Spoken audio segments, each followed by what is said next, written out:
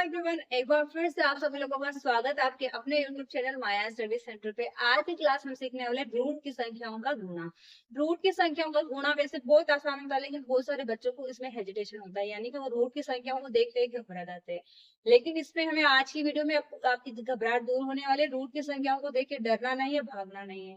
जब भी आपको रूट की संख्याओं को गुणा करना हो तो सबसे पहले देखो मैं आपको एकदम बेसिक बेसिक तरीका सिखाती हूँ, जिसमें हमें क्या करना रहता है। जिसमें मैंने आपको दिया है 2√2 है, इसको आपको गुणा करना है 3√4। ठीक है, अब आपको क्या करना है, रूट के बाहर जो भी संख्या है उसको रूट के बाहर वाली संख्या से गुणा करना है, रूट के अंदर जो भी संख्या है उसको रूट के अंदर की संख्या से गुणा करना है। जैसे बाहर क्या है 2 है, इससे बाहर 3, तो 2 और 3 का गुणा करना है।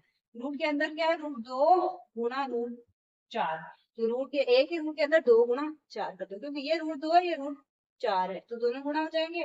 बाहर क्या है 2 गुणा 3, तो 3 गुणा 2 6 हो जाएगा, 4 दूनी क्या हो जाएगा 8। यही क्या हो जाएगा हमारा आंसर।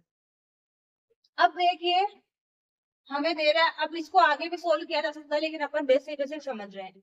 जैसे मान लो आपको दे दिया 1√3 गुणा, यहाँ पे मान लो कुछ दिया ही नहीं है, √3 को गुणा करना है √5 से। ठीक है, आपको ऐसे दिया है।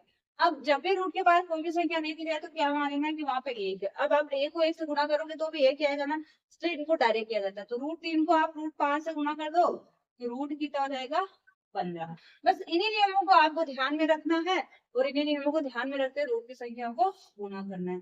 तो चलिए अपन एक एक करके हमारी क्वेश्चनों को सॉल्व करते हैं, ताकि जो बच्चों को डाउट होता है ना रूट की संख्याओं का गुणा में, वो आज क्लास में दूर हो जाए।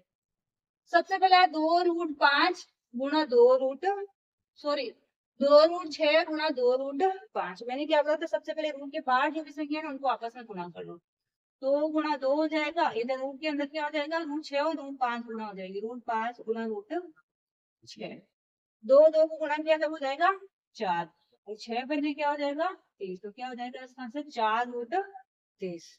ठीक है, इसी प्रकार से आपको दिया है √3 को आपको गुणा करना है √5 प्लस √4। इसका मतलब क्या है, इस √3 को इन ब्रैकेट वाले दोनों रूट की संख्या से गुणा करना है। अगर आपको कोई भी संख्या ऐसे दी है a गुणा में दे दिया b प्लस c, इसका मतलब क्या, आपको इस a को b से भी गुणा करना है, इस a को c से भी गुणा करना है।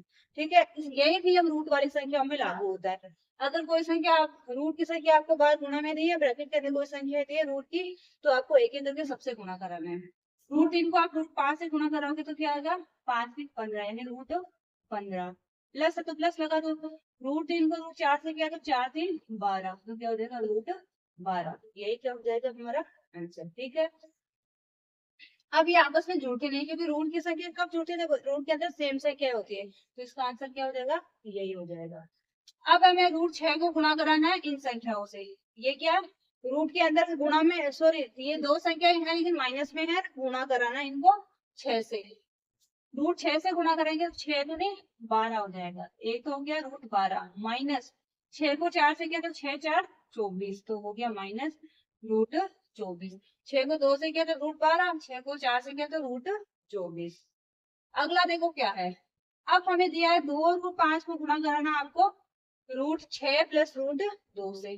तो हमें पता है कि रूट के बाहर की संख्या बाहर वाले से गुणा होती है, लेकिन इसके बाहर तो है, लेकिन इसके बाहर कुछ भी नहीं है, तो 2 तो है जैसा का जैसा आ जाएगा।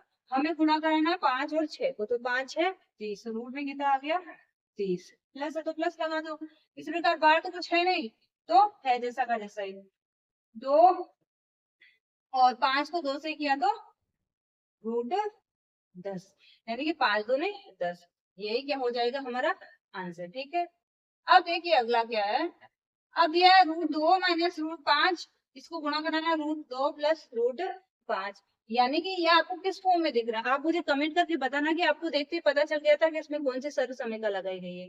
मैंने आपको बहुत सारे प्रश्नों में करवाया जिसमें हमने सीखा है कि a प्लस बी और a माइनस बी, ये हमारे इसी फॉर्म में। एक बार वही संख्या ढूंढे, एक बार वही संख्या करते, चाहे वो रूट की हो चाहे बिना रूट की हो, कोई भी हो, चाहे वो बीजगणित में हो, सब में वो सारे समीकरण सेम ही लागू होते हैं। तो इसका मतलब कौन सी सारी समीकरण से बनता है a² माइनस b²। अगर हमें इस फॉर्म में दिया तो हमें कन्वर्ट करना है उस फॉर्म में, अगर इसमें दिया रहता है तो इसमें कन्वर्ट करके हमें क्वेश्चन पूछा जाता है। अभी हमें इस फॉर्म में दिया था, इसका मतलब इसको इसमें चेंज कर देना है। अब ए और बी क्या होता है, ए होता है पहला पद, बी होता है दूसरा पद। देखिए दोनों में पद तो सेम ही है, केवल प्लस माइनस का फर्क है। तो पहला पद हो गया √2, दूसरा पद हो गया √5। अब हमें क्या करना है, ए स्क्वायर बी स्क्वायर के फॉर्म में इसको कन्वर्ट कर लेना है। ए स्क्वायर का मतलब क्या हो जाएगा, √2 का स्क्वायर, माइनस बी स्क्वायर का मतलब क्या, √5 का स्क्वायर। ओके, अब हमें पता है रूट से स्क्वायर से ये रूट कट हो जाता है, इस प्रकार स्क्वायर से रूट कट हो जाएगा तो क्या आएगा, 2 - 5। 2 - 5 क्या होता है, 3, लेकिन इसका माइनस का, क्योंकि 5 बड़ा है, 5 के माइनस का चिन्ह है। अब आते हैं क्वेश्चन नंबर 6। 6 वाला क्वेश्चन इसके जैसा का जैसा सेम ही है, वो a plus b a minus b हो रहा था। हमें क्या करना है, डायरेक्ट √7 का स्क्वायर कर देना है, माइनस √4 का स्क्वायर कर देना है। तो हमें पता है ये इससे कट हो जाएगा, ये इससे कट हो जाएगा, तो क्या आएगा 7 - 4। तो 7 - 4 क्या आएगा, 3। यही क्या हो जाएगा हमारा आंसर। तो आप लोग मुझे कमेंट करके बताएगा कि आपको रूट का गुना करना कैसा लगा।